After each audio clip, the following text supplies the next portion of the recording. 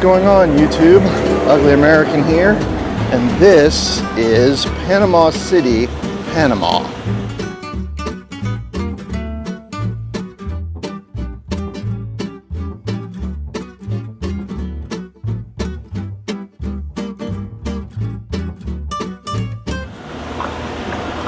Right now I am walking into Casco Viejo, which is the Old Town section of Panama City, Panama. Just got off the boat. It is blazing hot here. I mean, it is blazing. It is like 90 plus degrees, and the humidity is around 150%. At least it feels that way right now. It is really, really hot. So trying to stay in the shade here in the Old Town, which luckily doesn't look like it'll be too difficult because a lot of the buildings here are real close together and there's a bunch of small alleyways and stuff like that.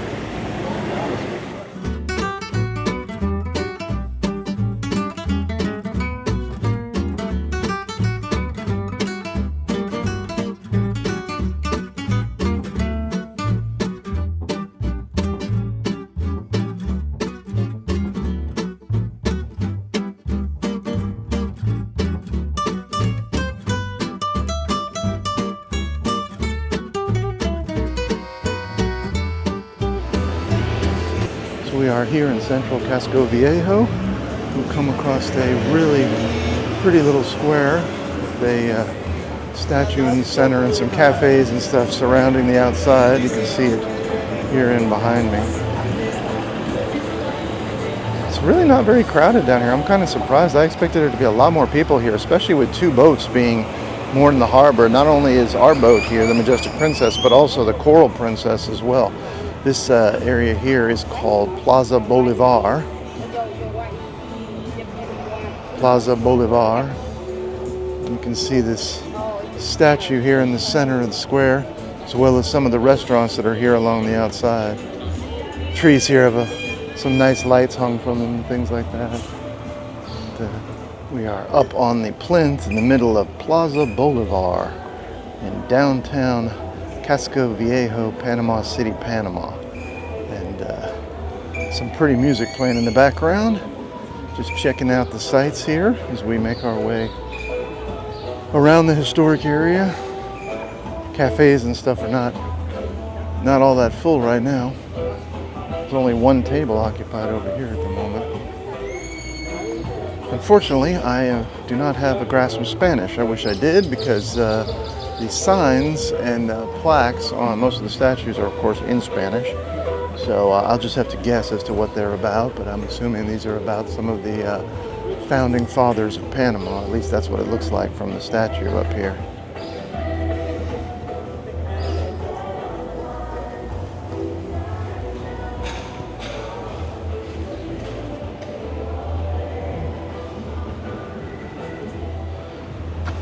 I have to make sure that Hope stays hydrated. She did get heat stroke when we were in Cambodia at Angkor Wat, so I have to make sure she drinks enough water and stays out of the sun, especially if she's prone to that. It can be pretty dangerous, especially on days like today. So I just entered the San Francisco Church here in Casco Viejo, and this is what greets you right as you come in. It is pretty impressive. This thing is probably about 20 feet tall and 10 feet wide, if that. Some interesting memorial there.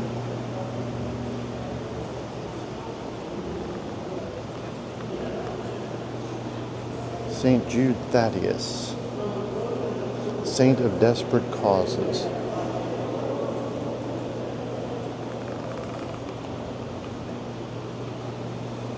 Try not to disturb people too much when we're filming inside of churches and stuff like this, especially if there's people trying to pray and whatnot. But this church definitely has some really nice artwork inside of it. Certainly not what I expected down here. I actually expected something more Gothic. Don't really know how old this particular church is. Here's some relics from St. Ignatius.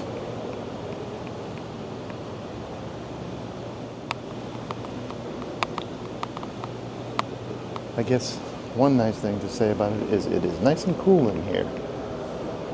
All the stone and high ceilings, I guess, lends itself towards a cooler temperature inside, because I really doubt seriously that this place is air conditioned. There's the altar in the front of the church. What looks like some really beautiful mosaic tile work on the artwork up above the altar here. There's some impressive work there. I wonder if this church has been restored. From the looks of it, I mean, this place looks almost new, even though it's obvious that it's not. But inside, it's in such pristine condition that it just really, really gives the appearance that it was built yesterday. I mean, it's pretty amazing if that is the case. Very well taken care of. So, Panama City is the oldest settlement on the Pacific coast of the Americas. This area was settled in the early 1500s originally, and has been occupied ever since. And Panama City itself, and including this part of Casco Viejo, the old town, has a rather interesting history. This area has suffered through all kinds of different major events in the course of its history. There was a large slave rebellion here at one point. Of course, fires, which seem to affect all cities. Earthquakes. There was a large earthquake or a couple of large earthquakes that leveled big parts of the city, and there was also an enormous pirate attack. Yes, a pirate attack that apparently destroyed most of the city, at least most of the old town, in the I think in the 1800s. At which point, a large section of this part of the city was actually abandoned and wasn't resettled and redone till quite some time later.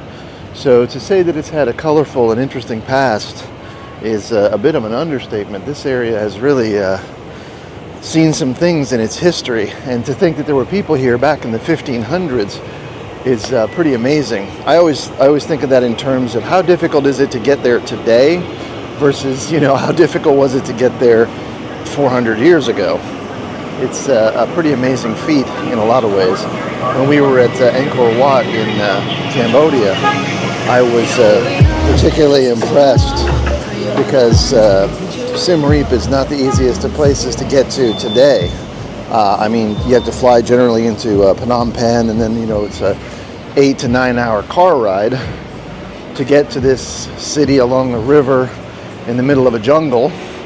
And to imagine that people were there hundreds of years ago building something like Angkor Wat in the middle of the jungle, it's just mind-boggling, absolutely mind-boggling. So to think that people made their way from Europe, which would have been, the center of culture in the world at that time, to this part of the world in the 1500s would have been some undertaking, and a dangerous journey, of course, to say the least. You can imagine, especially back then, with people's probably average age being in their 30s or 40s, I would guess, by the, as far as lifespan, a dangerous and daring undertaking. But the area itself, many of the buildings, there's actually a place right in front of me here, La Panderia Bakery and Cafe, that says it was established in 1688. You can see it there over my shoulder. So this bakery and cafe has been here for going on 300 plus years. Pretty impressive, especially when you consider it is, sort of compared to the history of the United States, where the United States is still a relatively young country. Yes, there were people there in the 1600s, but the formation of the country in 1776 and all of that type of stuff, it's a lot younger than some of places like here in Panama City or other places that you might go to in Europe.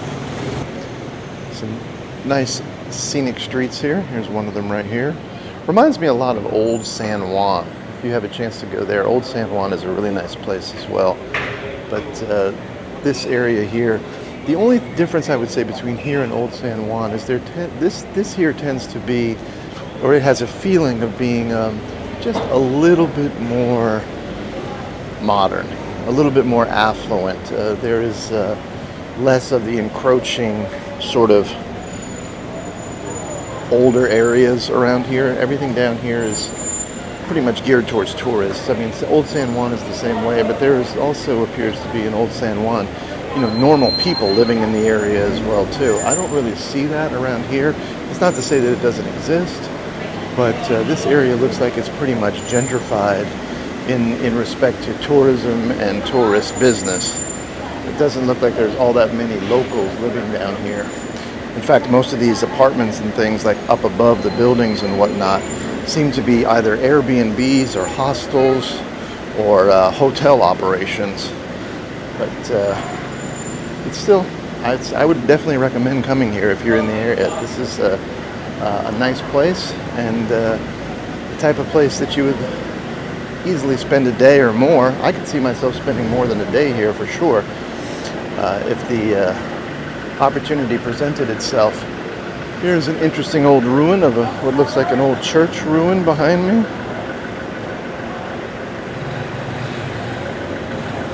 Only the facade of the building appears to be left. It's hard to tell whether they're doing any work to repair it or restore it, but whatever it is, it's definitely quite old. Here, I'm going to flip the camera around so you can see the interior remnants of the building. That is pretty impressive.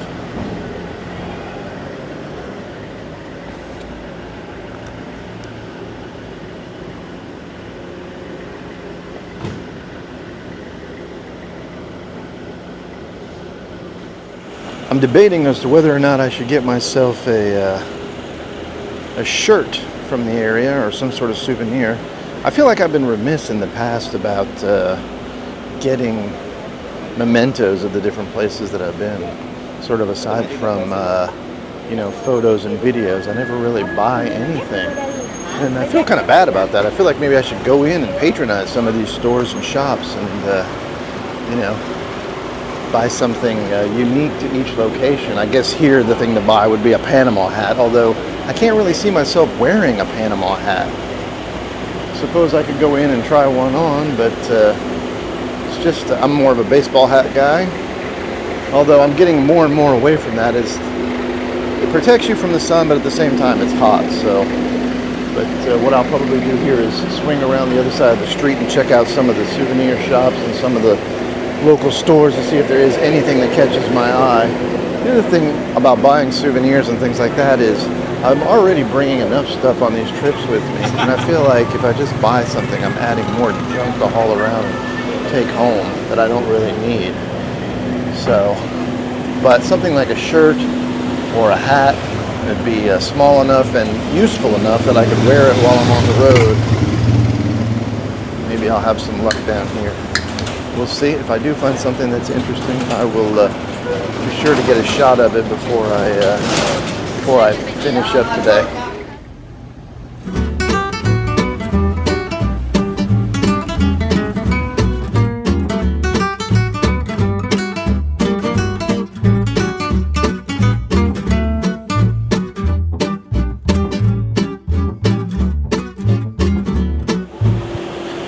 One of the nicest surprises arriving here in Panama is the people, and can't get much better than that. When you get someplace and the people are nice and everybody's welcoming, that's really a big plus. And the people here have been great.